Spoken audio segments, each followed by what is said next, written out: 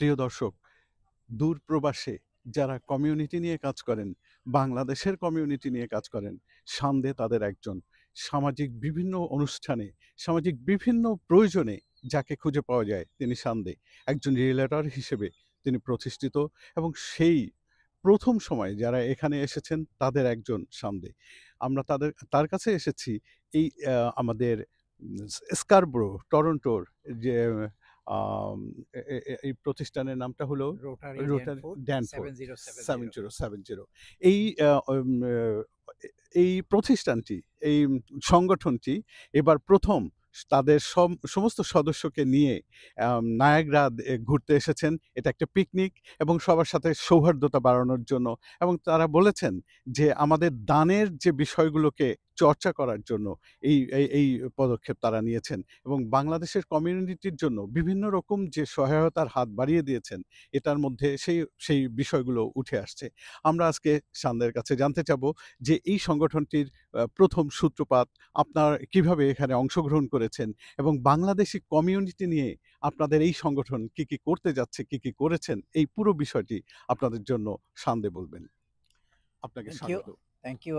১ম এ ধন্যবাদ এটিবিকে এই সাক্ষাৎকারটি গ্রহণ করার জন্য। দর্শক শ্রোতা, আমি এখন দাঁড়িয়ে আছি। আমার পিছনে দেখছেন যে বিরাট জলাশয়, সেটা নায়াগ্রা ফলস, বিশ্ববিখ্যাত টুরিস্ট স্পট। এবং আমরা আজকে এখানে একত্রিত হচ্ছি টরন্টো ড্যানফোর্ড 7070 রোটারি অফ কানাডার পক্ষ থেকে আমাদের বাৎসরিক পিকনিকে। এটা শুধু বাৎসরিক পিকনিক নয়, এর মাধ্যমে আমরা সমস্ত বাংলাদেশী যারা আমাদের রোটারি ড্যানফোর্ড 7070 আছেন তাদেরকে একত্রিত করা, আমাদের পরবর্তী পদক্ষেপ নিয়ে পর্যালোচনা করা, বাংলাদেশকে আমরা কিভাবে সাহায্য করতে পারি বা করে যাচ্ছি এই ব্যাপারে আপনাদেরকে একটা ধারা, আপনাদেরকে একটা ডিটেলস জানানো।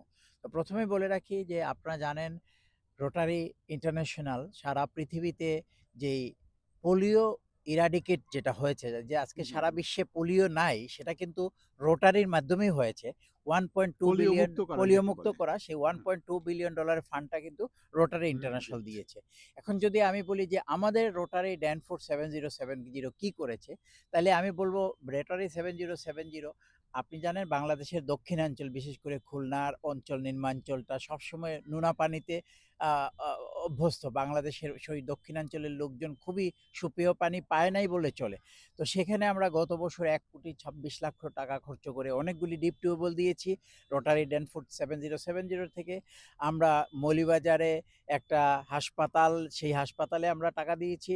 এছাড়া অনেকগুলি চক্ষু হাসপাতালে আমরা দিচ্ছি। কোভিডের সময় আমরা অনেকগুলি নোজেল দিয়েছি। কোভিডের সময় আমরা আ বগুড়াতে, কুষ্টিয়াতে বিভিন্ন জায়গাতে হেল্প করেছি। অর্থাৎ হুম, রোটারি 7070 পক্ষ থেকে সারা বাংলাদেশের বিভিন্ন জায়গায়, বন্যা উপদ্রুত এলাকায়, গরিব এলাকায়, পানি যেখানে নাই হুম। সেখানে এলাকাতে আমরা নন স্টপ হেল্প করে যাচ্ছি। এটাই আমাদের কাজ। আচ্ছা, এই সংগঠন না, এই শাখাটি যখন আপনারা গঠন করলেন, এর একটা ইতিহাস তো আছে। আমরা কি দর্শকদের জন্য সেটা আ জানতে পারি যে সেটা কিভাবে? সেই ইতিহাসটা আসলে যখন আমরা এই দেশে আসলাম, আমাদের মধ্যে হুম, অনেকেই রোটারিয়ান দেশে ছিলেন, ভালো, ভালো পোস্টে ছিলেন। আমরা হুম। এখানে দেখলাম যে বিভিন্ন রোটারিতে আমাদের বাংলাদেশীদের অংশগ্রহণ কোথাও নেই। আচ্ছা, এই চিন্তাধারা থেকে আমরা শুরু করলাম আজ থেকে ৭ বছর আগে। আচ্ছা। তবে আপনি অবাক হবেন জেনে যে এখন মেইনস্ট্রিমের যত রোটারিয়ান আছে সবাই কিন্তু আমাদেরকে রিকগনাইজ করছে, এবং গত আচ্ছা। মাসে জুন মাসে আমরা রোটারি ইন্টারন্যাশনাল কনফারেন্সে আমরা ক্যালগরিতে গিয়েছি। সেখানে ১৭৮ টা দেশের লোকজন হুম, ছিল। হুম। সেখানে আমাদের পরিচিতি এসেছে বাংলাদেশের রোটারিয়ানরা 7070। এটা একটা বিশাল গৌরবের ব্যাপার।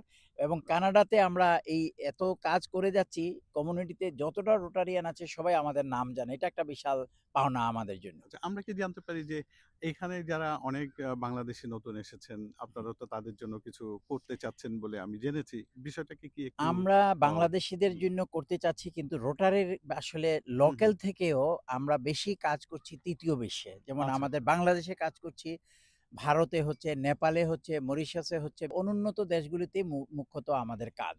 তো আচ্ছা, কানাডা যেহেতু নতুন উন্নত দেশ, এখানে যারা আসেন তারা কিন্তু সরকারের থেকে সাহায্য পাচ্ছেনই। আচ্ছা, আচ্ছা, আচ্ছা, আমরা চেষ্টা করি আমার নিজের দেশের অবহেলিত মানুষ, আমার নিজের দেশের গরিব মানুষ, আমাদের বাংলাদেশে লক্ষ, আচ্ছা, লক্ষ কোটি, কোটি মানুষ পানি পান করতে পারছে না। আমরা সেই দিকে বেশি নজর দিচ্ছি। বাংলাদেশে নজর দিচ্ছি আমরা। আচ্ছা, আচ্ছা। তো এখানে সুপ্রিয় দর্শক, আমাদের দানশীলতায় আমাদের দেশে তৈরি হবে একটা নতুন স্থান, যেখানে একজন দরিদ্র মানুষ আবার স্বাবলম্বী হবে। সেই আশায় তারা গড়ে তুলেছেন এখানে রোটারি ক্লাব ড্যানফোর্ড 7070। আমরা আশা করি বাংলাদেশের সবাই এবং কমিউনিটিতে এখানকার বসবাসরত স্কারবোরোতে সবাই এখানে অংশগ্রহণ করবেন এবং একটা নতুন কিছুর জন্য, বাংলাদেশকে সমৃদ্ধ করার জন্য তাদের প্রয়াসের সাথে একত্র হবেন। তাপস কর্মকার, এটিভি, কানাডা।